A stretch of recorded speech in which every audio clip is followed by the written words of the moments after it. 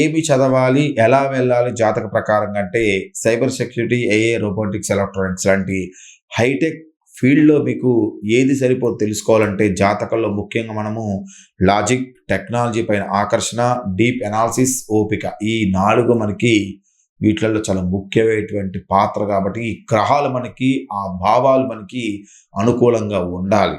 ముఖ్యంగా మనకి బుధుడేంటంటే లాజిక్‌కి, కోడింగ్‌కి కారకుడు. అంటే ప్రోగ్రామింగ్, డేటా అనాలిసిస్ మొత్తం కూడా బుధుడి మీద ఆధారపడి ఉంటాయి. Rahu modern technology, AI, cyber security, కొత్త టెక్నాలజీ మొత్తం కూడా రాహు సూచిస్తాడు. కుజుడు టెక్నికల్ యాక్షన్, రోబోటిక్స్, ఎలక్ట్రానిక్స్ యంత్రాల పైన పని చేయడానికి కుజుడు బలం అవసరం.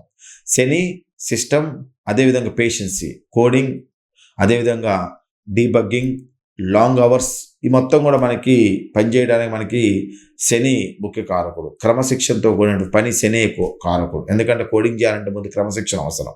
కాబట్టి మన జాతకంలో ఈ 4 గ్రహాలు ఏదైతే బుధుడు, రాహు, కుజుడు, శని బలాలను బట్టి మనము ఇక్కడ నిర్ణయం తీసుకుంటాం. అదేవిధంగా భావాలు.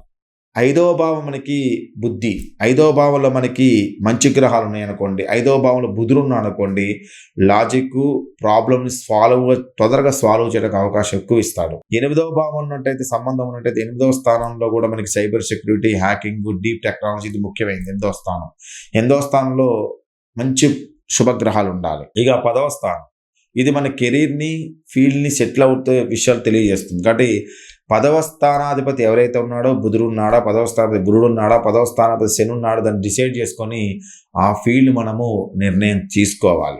ఏ బ్రాంచ్ వైపు మనం గుర్తించాలంటే సైబర్ సెక్యూరిటీ వైపు మీరు వెళ్ళాలంటే రాహు బుధుడు మీకు బలంగా ఉండాలి. సైబర్ సెక్యూరిటీ మీకు వెళ్ళాలంటే రాహు బుధుడు బలంగా ఉండాలి. 8వ భావం మీకు స్ట్రాంగ్ గా ఉందనుకోండి, 8వ భావంలో పాపగ్రహం లేకుండా 8వ భావం బాగా స్ట్రాంగ్ గా ఉందనుకోండి, హ్యాకింగ్, సెక్యూరిటీ, కూడా అనాలిసిస్ ఈ మొత్తం కూడా మీరు వెళ్ళిపోండి. అదేవిధంగా ఏఏ mechanical engineer, AI mechanic learning అంటే మనకు రాహు బుధుడు 5వ భావం బలంగా ఉన్నట్టయితే డేటా, అల్గోరిథమ్స్, ఇంటెలిజెన్స్ ఇవిపై వెళ్ళండి. ఇక రోబోటిక్స్, కుజుడు ప్లస్ రాహు ప్లస్ 10వ భావం మొత్తం 3 కనెక్షన్ ఉన్నట్టయితే యంత్రాలు, ఆటోమేషన్ మీకు బాగా పనిచేస్తుంది. కుజుడు, రాహు 10వ భావంతో కనెక్షన్. ముఖ్యంగా ఇక నెక్స్ట్ ఎలక్ట్రానిక్స్ అంటే కుజుడు బుధుడు బలంగా ఉండాలి. కుజుడు బుధుడు దశమ స్థానం సంబంధ బాంధవ్యాలు ఉండాలి.